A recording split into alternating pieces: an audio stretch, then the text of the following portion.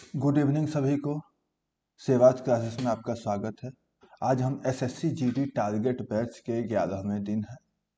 कल किसी कारण से वीडियो नहीं आ पाया था, पर उम्मीद है आपने होमवर्क पूरा कर लिया होगा और जो समय मिला होगा उसमें आपने रिवीजन किया होगा।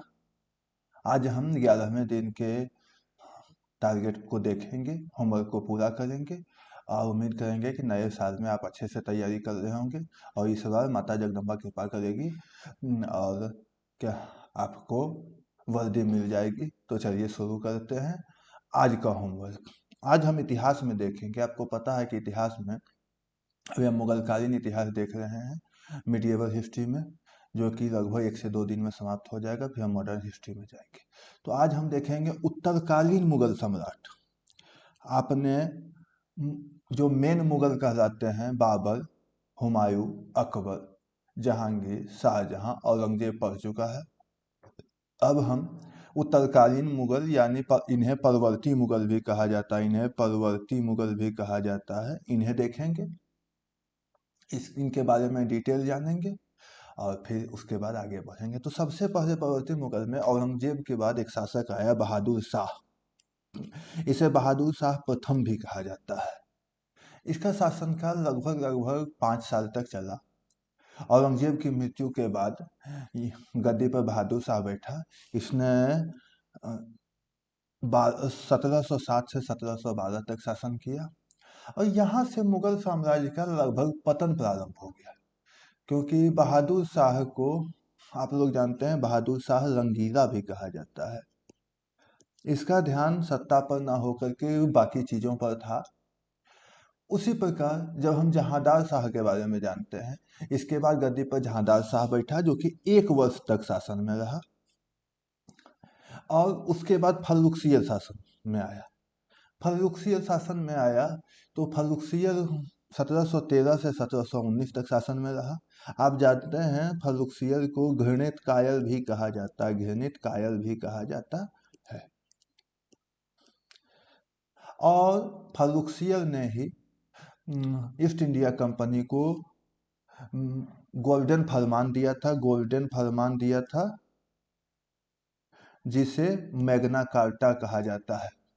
उसके बाद इन्हें बंगाल और बाकी क्षेत्रों में कुछ खास अमाउंट के बदले व्यापार करने का और व्यापार के प्रत्येक चरण पर या प्रत्येक व्यापार पर कर देने की आवश्यकता नहीं रह गई थी।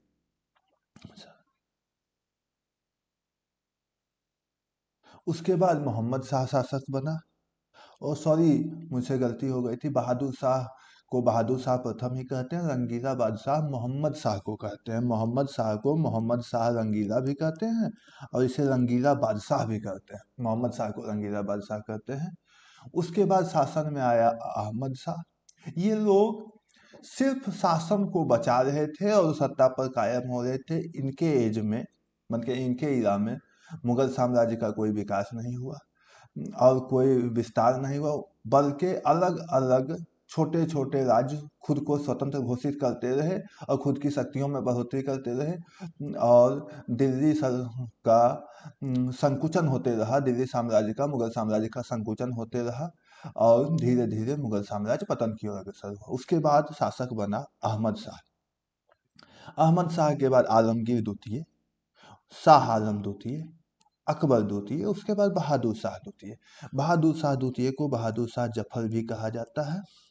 आपको पता होगा कि बहादुर शाह जफर को ही 1857 की क्रांति के 1857 की क्रांति का नेता घोषित किया गया था और इन्हीं की अगुवाई में आंदोलन को आगे बढ़ाने की कोशिश की गई थी और जहां जहां इनका पत्र पहुंचता गया वहां वहां आंदोलन का प्रारंभ होता गया, जिसे हम मॉडर्न हिस्ट्री में 1857 की क्रांति में देखेंगे। ये सारा डिटेल आपका लूसेंट बुक में और क्राउन बुक में दोनों जगह दिया हुआ है। आप जिसे फॉलो करते हैं उसे देख लीजिए और अगर दोनों को फॉलो करते हैं तब तो बहुत अच्छा है, दोनों को देख लीजिए। दरअसल बात यह है कि कुछ पॉइंट लूसेंट में मिसिंग है, कुछ पॉइंट क्राउन में मिसिंग है, लेकिन अगर आप दोनों को मिला करके देख लेते हैं तो आपका ऑलमोस्ट पॉइंट कवर हो जाता है, जो कि आपके लिए बहुत ही फायदेमंद सिद्ध होगा। तो इतिहास में आज हम इतना ही देखेंगे। उसके बाद हम देखेंगे आज पॉलिटी। पॉलिटी में आपको पता है कि हम देख रहे हैं संवैधानिक विकास। संवैधानिक विकास में हम भारत शासन अधिनियम 1909 देख चुके हैं, जिसे माल्य मिंटो सुधार कहते थे। अब हम भारत शासन अधिनियम 1919 देख रहे हैं। 1919 को माउंटेग्यू चेम्सफोर्ड सुधार भी कहते हैं, माउंटेग्यू चेम्सफोर्ड सुधार। इसमें सबसे पहले द्विसदनात्मक व्यवस्था की गई, मतलब द्विसदन का जो कॉन्सेप्ट आज है वो यहीं से प्रारंभ हुआ। द्विसदन की व्यवस्था की गई और 2 सदनों का त्याग किया गया। और सबसे इम्पोर्टेंट, यहाँ से प्रांतों में द्वैध शासन की व्यवस्था लागू की गई। प्रांतों में द्वैध शासन, राजस्व के लिए अलग शासन और प्रशासन के लिए अलग शासन, 2 शासन प्रक्रिया का आरंभ यहीं से हुआ। उसके बाद हम देखेंगे कि द्वैध शासन को 2 उपविषय में विभाजित किया गया, पहला आरक्षित और दूसरा हस्तांतरित। और आपको पता है, एक होमवर्क है कि 1919 में भारतीय स्वतंत्रता आंदोलन में एक खास घटना घटी थी। उस घटना को क्या कहते हैं, वो घटना कब घटित हुई थी? हिंट के लिए, वह घटना अप्रैल माह में घटी थी। आपको बताना है कौन सी घटना थी और कब घटित हुई थी। अब हम देखते हैं भारत शासन अधिनियम। जब आप आज के भारतीय संविधान को भी देखते हैं तो आपको पता होगा कि भारत शासन अधिनियम से लगभग 70 से 75% आर्टिकल भारतीय संविधान में ग्रहित किए गए, बाकी अन्य देशों से लिया गया और कमेटी बैठा करके संविधान का निर्माण किया गया। लेकिन आप इसका इम्पोर्टेंस समझ सकते हैं कि स्वतंत्रता प्राप्ति के बाद जब भारत शासन अधिनियम से सारे अधिनियम को भारत की राजनीति में और भारत के शासन में अपनाया गया, तो ये कितना इम्पोर्टेंट होगा। इसमें पहली बार अखिल भारतीय संघ की स्थापना की गई, जो पूरे भारत को यूनाइट करने का कॉन्सेप्ट हुआ, जो मतलब प्रशासन के तौर पर यूनाइट किया गया, वो भारत शासन अधिनियम 1935 से ही किया गया। इसमें प्रांतीय स्वायत्तता को समाप्त कर दिया गया और केंद्र में द्वैध शासन को लागू किया गया। जो प्रांतीय द्वैध शासन था, अब उसको केंद्र में द्वैध शासन के रूप में परिवर्तित कर दिया गया। और इसी अधिनियम के द्वारा आपको पता है कि सर्वोच्च न्यायालय का भी गठन किया गया, जिसे अभी सर्वोच्च न्यायालय, उस समय उसे संघीय न्यायालय कहते थे। तो सर्वोच्च न्यायालय का गठन भी इस संवैधानिक अधिनियम के बाद पास हुआ। इसमें घोषित किया गया कि ब्रिटिश संसद की सर्वोच्चता ही भारत में स्थापित रहेगी, उसी के द्वारा क्राउन के हाथों ही भारत में शासन संचालित होगा।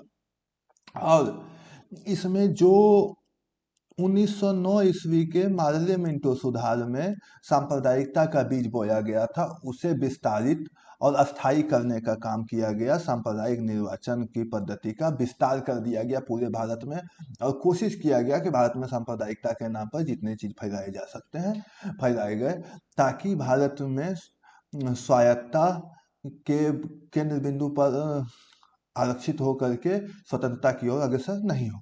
आपके दोनों बुक में अच्छे से दिया हुआ है, आप एक बार देख लेंगे, और एक बार नहीं 2 या 3 बार देखेंगे।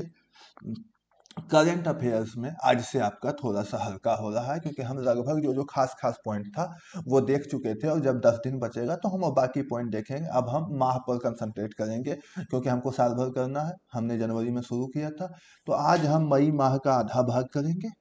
और जो वस्तुनिष्ठ करंट अफेयर्स देख रहे हैं, उसका 451 से लेकर के 500 तक वस्तुनिष्ठ करंट अफेयर्स देखेंगे, क्योंकि हमने लगभग टॉपिक देख लिया है। बाकी जो टॉपिक होगा उसे परीक्षा के नज़दीक आने पर 10 से 15 दिन बचेगा, देख लेंगे। तब तक आपका ये monthly wise day by day current affairs complete करता जाएगा, और ये उसको रिवीजन करता जाएगा, और उम्मीद करते हैं कि सेट तो आप मार ही रहे होंगे। इस प्रकार आज हम करंट अफेयर्स में आपका कम है, और कल भी क्लास नहीं हुआ था, तो उम्मीद करते हैं कि आप रिवीजन पर ध्यान दिए होंगे और सेट प्रैक्टिस चालू रखिए।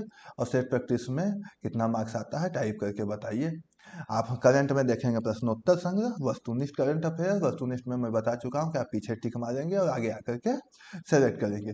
उसके बाद भारत शासन नियम 1935, भारत शासन नियम 1919, उसके बाद हम उत्तर मुगल कालीन सम्राट देखेंगे।